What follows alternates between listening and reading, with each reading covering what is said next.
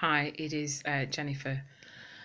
Oh, that big sigh from I don't even know what I'm saying. You are loved. Reporting from You Are Loved headquarters. So, excuse me, I've had a couple of people today ask me how I am, and the word I said was stressed. So, what is stress? What does stress mean? So stress generally doesn't just happen. It's just not generally a one thing. Though sometimes it can happen if a catastrophe or something happens. Generally, stress is it's usually a build up of things, and it's usually how we are dealing with things. So it's our attitude to life. For me, stress is always about not feeling what you're feeling, not being present, which the practice of mindfulness, somatic experiencing through your body via Feldenkrais, so just experiencing what your body is feeling, just actually allowing yourself to feel that will help you to not feel stressed. For me, stress is just resistance to the flow of life. Whether it's good, bad, indifferent, it doesn't matter what it is, that you just go with it. It doesn't matter. The problem that happens is we allow the good things in, and sometimes people don't even allow the good things in. They don't even allow themselves to feel good or allow themselves to enjoy the positive things. But most definitely what happens is as soon as what we term, and I'm going to do the inverted commas, bad, then what we do is we kind of freeze up, we tense up, and stress for me actually comes from the fact that you've just frozen and held yourself in that place, in that tension. And as a consequence, you then feel stressed. So, what things can you do about it? Number one is stop. Literally stop. Sit still. Take a big deep breath. And just for 5 minutes, just sit, focus on your breath. I always tell people, put your hand on your heart, put your hand on your chest. It's like a really good way of, I teach this to teenagers who just laugh at me because I say, when you put your hand on your chest, on your heart, it's a bit like you saying to yourself, I've got you. It's okay. I'm here. I've got you. Which I know sounds crazy, and they do just look at me like I'm bonkers, but they also do it as well because, and even when I don't tell them to do it, they do it. When I tell them to focus on the breath, they put the hand on the heart because you're making connection with your body. Because one of the things you do is when you get stress is all in your head. You disconnect from your body. So number one, just put your hand on your heart, just feel your body, touch your body. You are here. We'll just break that, help you to come out your head, and just tap, just touch, tap, whatever you want to do to your body, but just reconnect back to your body. So that's number one, is stop. Okay. And number two is stop giving yourself a hard time. Kind of sit down and go, right, where's all this pressure coming from? What am I feeling stressed about?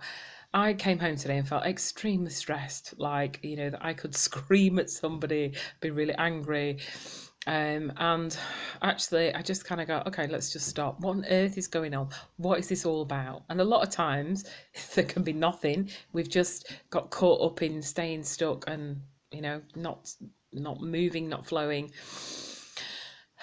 So just stop, literally stop, take a breath, and just focus on your breath for 5 minutes.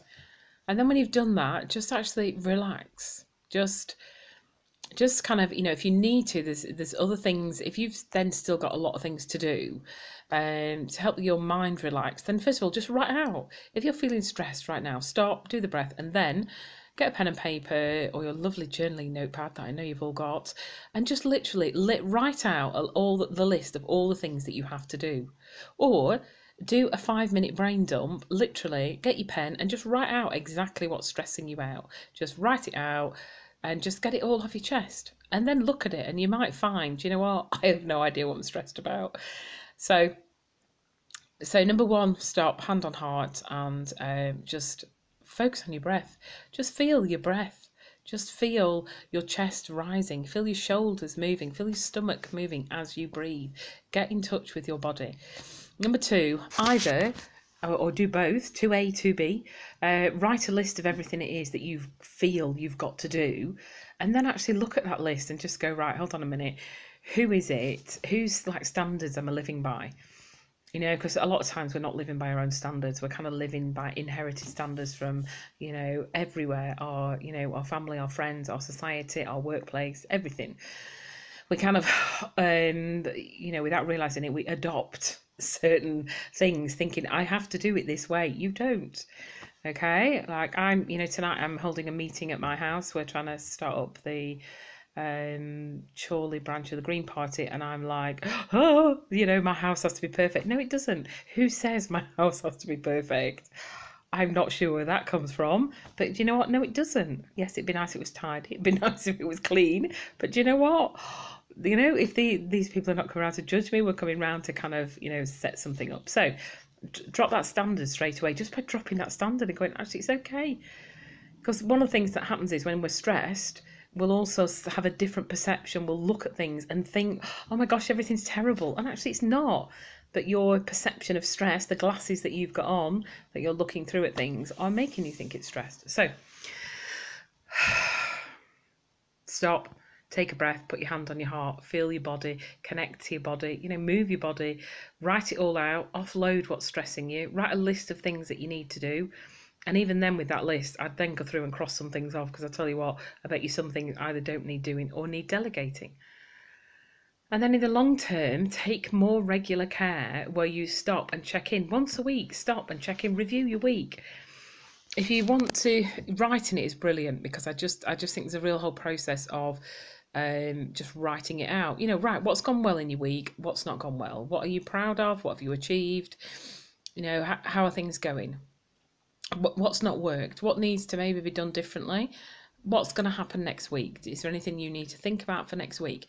If you don't take time out to just stop, even half an hour once a week, to just review how your week, how your life is going, if you don't take time, this is another source of stress. We just get on that hamster wheel, we keep going, and we never actually stop and check in with whether we're happy, whether we like what we're doing, whether this is where we want to be, what we want to be doing.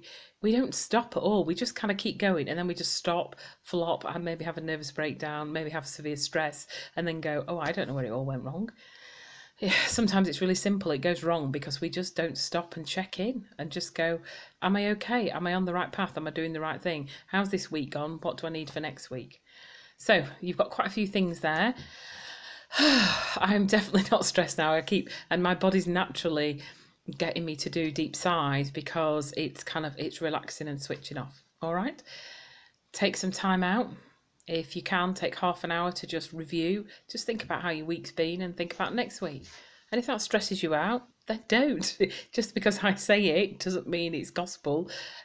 Pick what works for you. All right. Have a fabulous evening and enjoy.